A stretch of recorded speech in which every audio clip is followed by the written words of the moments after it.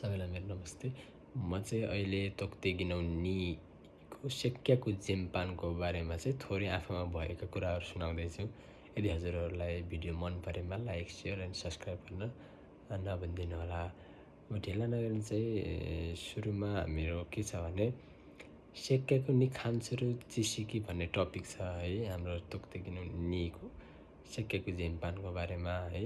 Topic 1मा के भयो भन्दा सेक्क्याको नि खान्छ र चिसिकी चाहिँ के छ भने के भन्छ भने यसले चाहिँ इन्चोको नि ओइते ओकेक सामान्य हेउखा मान्जुको सित्ते मराउतामे भन्न खोजेको के हो भन्दै पसलमा हुने है इन्चोको तेलमा हुने कस्टमरबाट हेउखा मूल्याङ्कन मान्जुको सित्ते मराउतामे सन्तुष्टि पाउनको लागि सेकिन्स्या तेन्चे हुनादो या झिखान्ताइ सेकिनिन्स्या वा एज हाम्रो सेकिनिन्स्या भनेको चाहिँ टेम्पो सेकिनिन्स्या भने चाहिँ पसल व्यवस्थापन भयो है।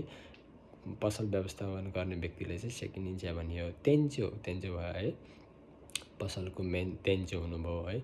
अथवा झिकान्ताइ सेकिनिन्स्या भनेको चाहिँ एउटा कुनै निश्चित समयको लागि बनिएका है त्यो पसल ह्यान्डल गर्ने त्यो पसललाई व्यवस्थापन गर्ने झिकान्ताइ सेकिनिन्स्या वा रेउरिनो नाइयो है खानाको नाइयो विषयवस्तु साबिसिनो नाइयो सर्भिसको विषयवस्तु सेकेचु खान मुन्दाय त्यही चिगाई कुरेमु ताइयो नादोनो सेक्क्याको जेमपानो सेकिनिन्स्या तोसितै कौदो सुरु कोतोगा मोतो मेरारे मास यहाँ के भनेको छ भनेपछि एज हामी सेकिनिन्स्या भएर तेन्चो भएर चाहिँ हामीले पसल सञ्चालन गर्दा व्यवस्थापन गर्दाखेरि चाहिँ के कुरालाई ध्यान दिनुपर्छ भन्दा खानाको कुराहरू सर्भिसको कुराहरू सरसफाइ कुराहरू केही मिस्टेक गल्तीहरू अनि कम्प्लेनहरूलाई पनि एउटा ग्राहक व्यवस्थापनमा एज हामीले सेकिनिन्स्या भएर कार्य गर्न महत्त्वपूर्ण हुन्छ आवश्यक हुन्छ भनेर भनेछ। माता त्यति मात्र नभएर माता जिउगनी ताइसितेवा एज अ कामदार भएर कामदारको लागि क्युएससी सुतान्दादो किजुन ओ हाजिमे तसुरु सेक्केको जेमपानो जिसेन मोदेरो तेहोन्नादो तेहोन तो नारो कोतोका मोतोमेरारेरु भनेको छ। के भन्नु खोज्यो भन्दा माता अझै पनि जिउगनी ताइसितेवा काम गर्ने व्यक्तिहरूको लागि पनि क्युएससी क्वालिटी सर्भिस क्लिननेस स्ट्यान्डर्ड है स्ट्यान्डर्ड आधारभूत किजुन ओ हाजिमेरो त सुरु है सुरुवाती गर्दाखेरि सेक्केको जुन ग्राहक व्यवस्थापनको जिसेन मोडल वास्तविक उदाहरणको रूपमा अनुरोध गरिन्छ।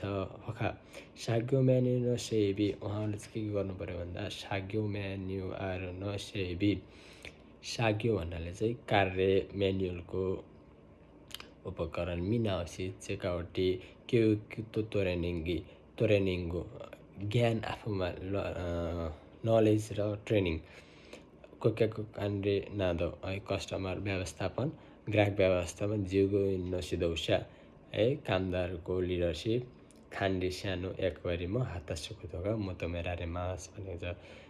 जिउले है सेकिनिन्स्याले चाहिँ हामीले त्यसको रोल पनि हुन्छ उसको व्यवस्थापनमा आफ्नो पुरा भूमिका रहेको हुन्छ भनेर के कुरामा रह्यो भन्दाखेरि चाहिँ खानाको कुराहरू है अनि सरसफाइ तपाईँको सर्भिसको कुराहरू क्लेमहरू सबै कुराहरूलाई चाहिँ एउटा ह्यान्डल गरेर लिनु चाहिँ मेन महत्त्वपूर्ण हुन्छ भनेर भनेको छ।